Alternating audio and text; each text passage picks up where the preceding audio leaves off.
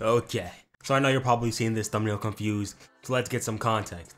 Before his death, Thaddeus ended up making a new strain of the Scourge virus, the virus that took out the Viltrumites, but this one is more deadly. Now, he left this for Alan to use after his death so it wouldn't be in vain, and Alan took this very seriously because you see, after the war, the Viltrumites ended up relocating to Earth, choosing peace instead of destroying themselves. They integrated with the humans to produce more offspring, and when Alan heard this, he knew that was his chance.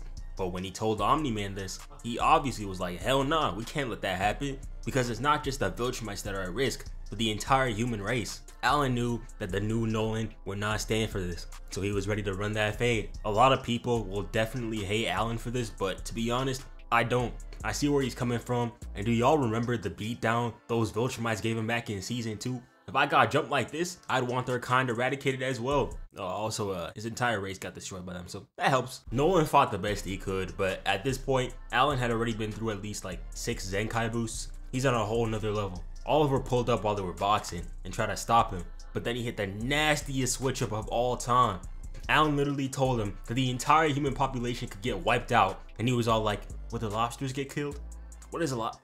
No, yeah, man, nah, they good, bro, they good. I'm okay with it. Bro, Nolan was looking just like me. Who was bro feeling like? Nolan started giving a whole ass speech about why this was bad and Alan shouldn't do it, and bro was like, take it to a publisher, and arrested him. Nolan tried to fight back, but it was no use. Alan put on that hoodie and got to work. Hoodie Alan was moving different. Now, back on Earth, Invincible is working with a dude named Dinosaurus, which is a whole nother video in its entirety, because this dude right here is actually insane, but I'll get there someday, don't worry. The thing is, Dinosaurus isn't really a good guy, and he was actually in prison before this, before like Mark freed him, but like I said, that's another video. Anyway, when he got home, Cecil pulled up to his crib, telling him that Alan and Oliver were entering Earth's orbit, and when he went up there to talk to them, Alan told him about the plan, and Mark could not believe this shit. Have you lost your mind? Thank you, bro, thank you! They're acting like they're doing the world a favor by committing genocide. Mark literally says this as well, but Edgar Allan Poe over here is like, ooh, it's different because all the Viltrumites are bad. They can't be trusted. And Oliver, you're like 4 years old at most, trying to move like Play-Doh. This is for the greater good. Shut up. Thragg should have dismantled the rest of you when he had the chance. Mark obviously wasn't having it, so he gave Alan that lift. But Alan was like, you just need to let this happen. Trust what I know is best. This is the type of shit groomers would say to you, bro. Who let him cook? Besides, Nolan couldn't stop me. What chance do you have? He has me. The big dog has finally pulled up, and oh my aura. Per usual, he made sure that hairline was crisp before he made his entrance. Crazy thing is, Mark is no small dude. He's like 5'11", 6 foot on a good day when he's in those romper stompers, but Thragg has him looking like a dwarf. I know bro was genuinely fearing for his life too when he pulled up, grabbing the neck and everything. He for real thought it was over. Look at his face. Wallahi, I'm finished, ass nigga. A Chrysler 300 looks like a Phantom till a Phantom actually pulls up. Cat Williams hit the nail on the head with that line. Alan knew the jig was up. And look at Oliver. Thragg's presence had the fear of God in him. Took him 2 times with Conquest to figure out he wasn't like that. But one squabble with Thragg had him getting new pieces like he Kim K. He knew not to mess with him no more. Thragg gives it to him straight. One reason why he shouldn't slaughter the both of them right now. Alan tried acting like he had the upper hand, but Thragg told him he was itching to slime the both of them out right now. I've been fighting the urge to kill you, simply to see that giant, ridiculous Unopan eye burst forth from your shattered skull. God damn. After that line, I would have just went home. Alan can point that gun all he wants, but it doesn't matter. Thragg can literally separate his head from his shoulders in a matter of seconds. Thragg tells Alan, as a leader as well, he knows what he's trying to do, but at the end of the day, this won't accomplish anything. They're in a little Mexican standoff right now, and the best thing they can do is have a truce. And basically, they have no choice but to comply. Oliver's annoying ass is like, no way, we can stop them. Them Hitler tendencies were coming out full swing this arc. We may not get all of them. Huh? What is wrong with this kid? But at the end of the day, Thragg is right and Alan knows it. But just as it looked, they were finally getting somewhere.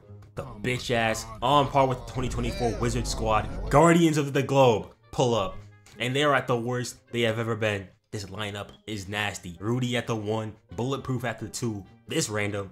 Is that Bolt? We're recruiting animals now? she low-key fine, but not gonna lie, she's still a fraud. And the rest of them, I don't even care. At this point, bring back Immortal. I'm being so dead ass, he'd probably do better than them. Mark literally told them to go home because he had this under control, and they started jumping him. Monster Girl, you take the big one.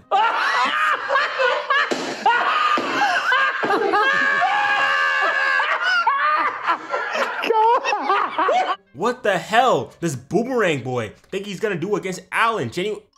Damn, that ass fat. What are we doing, bro? Why is Monster Girl running the woods with Thragg? Japanese flying shit needs to get her ass away from him, bro. Thragg was out here using 0.0001% of his power just not to kill these bots. This is a scene straight out of a comedy, bro. So much tomfoolery is going on around here. And y'all thought Oliver was done being a pain in the ass? He's falling off so hard, it's crazy. Because he then takes the Scourge virus from Alan right after Mark stopped Thragg from murdering them all. Mark ends up flying and stopping him before he can shoot out the virus, but Oliver won't let up, out here saying that these people had made him weak. This is the same nigga Thragg rearranged a couple months ago, by the way. And you know what he ends up doing because Mark wasn't trying to hurt him? He shoots the virus into Mark, giving him a facial. Alan came in to check on him, but he was like, oh nah man, I'm fine. This edible ain't shit. So, yeah. Mark was in critical condition, and it was looking grim, not gonna lie. But that boy Dinosaurus came in clutch. He saved the day. Not only did he help develop a cure, but he saved Mark from Thragg when he was about to kill him. Because as we went over in the Thragg vs Battle Beast video, Mark is a descendant of the Emperor Argal. W-mans, bro. He knew that he had no chance, but he was able to outsmart him and get away. But yeah, Mark survived, he lost his powers for a bit, and then he got him back while getting his freak on, so that's a W for him. Yeah, the end.